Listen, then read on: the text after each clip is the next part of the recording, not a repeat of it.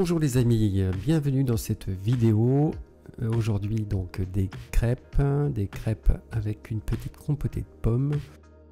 Ensuite une crème légère à la châtaigne.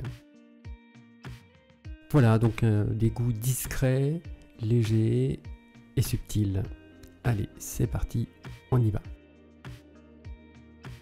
Alors commencez par préparer les châtaignes.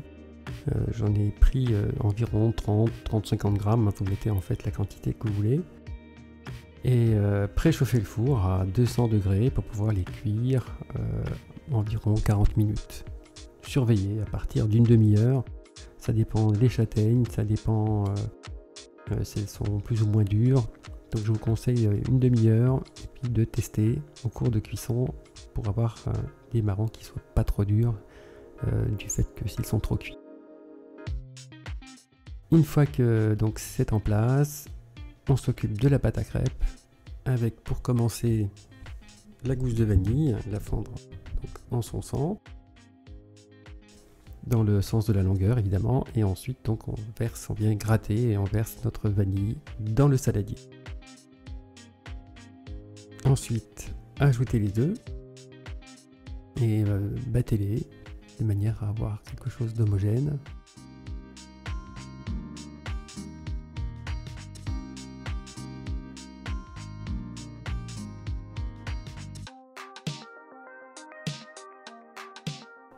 Une fois que c'est fait, ajoutez les farines.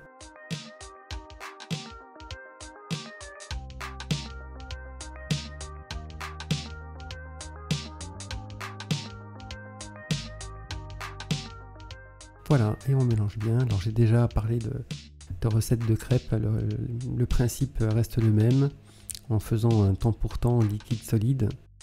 Suivant les farines, vous avez quelque chose d'assez épais, comme c'est un petit peu le cas ici.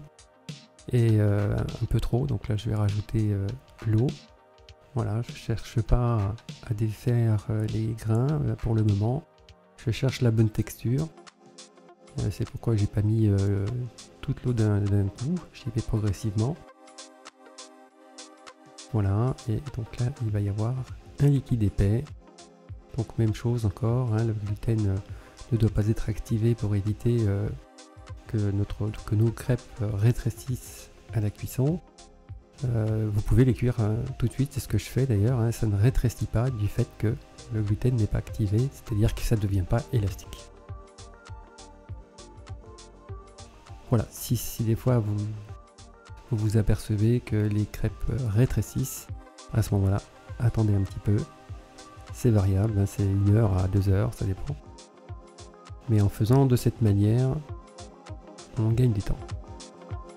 Voilà, donc le rhum maintenant, qui est un liquide hein, évidemment aussi. Et je profite d'ailleurs de rajouter tous ces éléments là avant de rajouter le lait. Voilà, donc là, dès qu'il y a une apparition de petits grains, je ne vais pas plus loin. Je ne rajoute pas du lait, de liquide. Je vais bien la travailler. Bon là c'est le cas, donc il n'y a plus de grains. Et je vais rajouter donc le lait, dernier élément.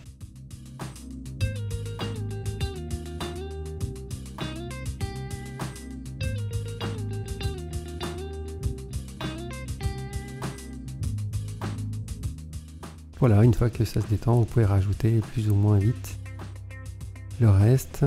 Ça se fait bien.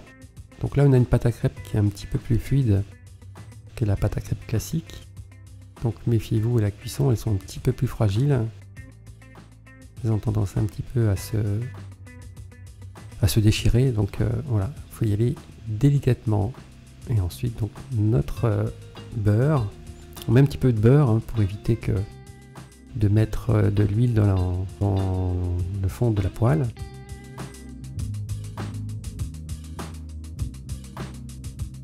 Donc avec un corps gras, ça évite donc de mettre un peu d'huile à chaque fois.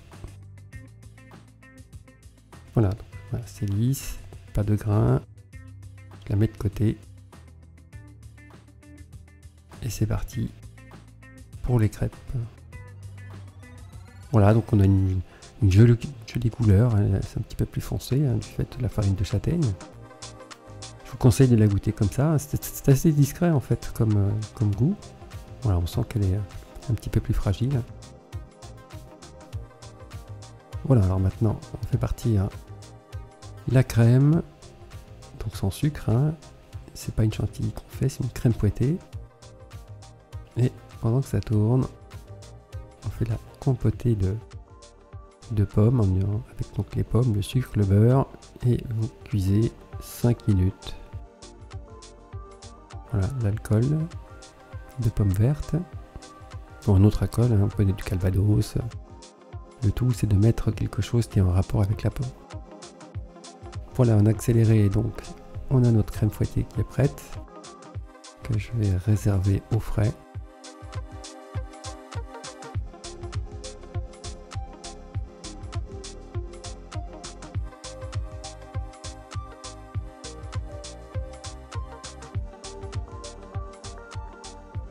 Voilà, notre compotée de pommes est prête aussi.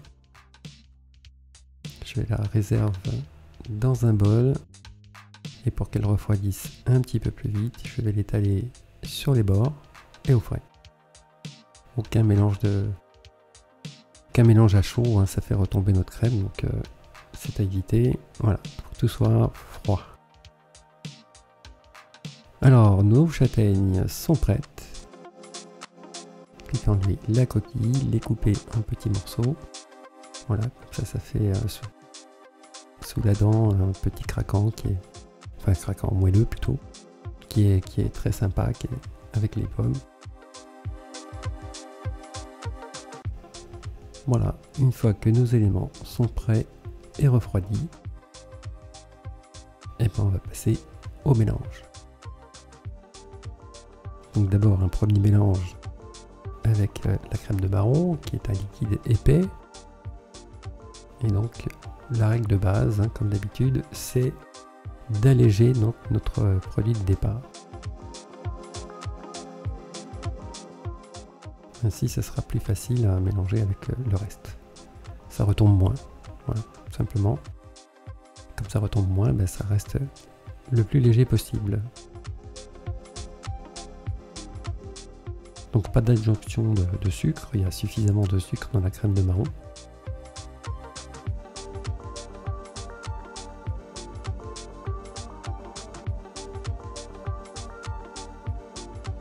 Voilà, c'est une crème que vous pouvez aussi utiliser pour faire des bûches, puisqu'on n'est pas loin de Noël, des bûches marron avec un biscuit roulade par exemple. Là, je vous invite à visiter ce biscuit que j'ai réalisé déjà. Et vous avez une bûche de Noël marron, châtaigne, qui est vraiment excellente, qui a une très bonne tenue aussi. Voilà, donc tous les éléments sont dedans et on vient mélanger du centre vers l'extérieur, hein, comme j'ai l'habitude de le présenter. Le principe reste le même, quel que soit le parfum. Voilà, bien racler les bords, bien chercher ce qu'il y a au fond. Plus vite c'est fait, moins vous y touchez, mieux c'est.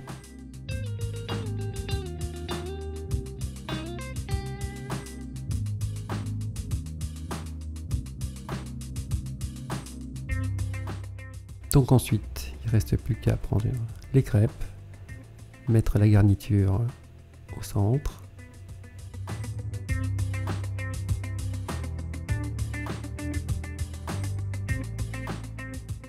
Voilà, plus qu'à étaler et plier.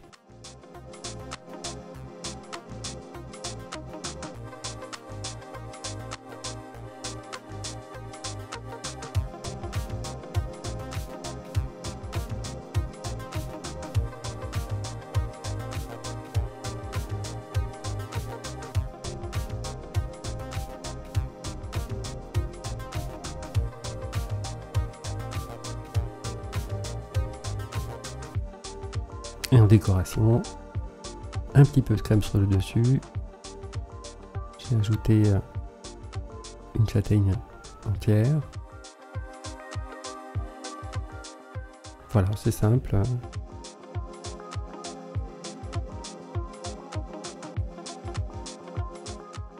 Et voici une fois terminé. Merci de m'avoir suivi durant cette vidéo, cette courte vidéo. Je vous souhaite un bon courage et à très bientôt pour une prochaine vidéo. Salut à tous!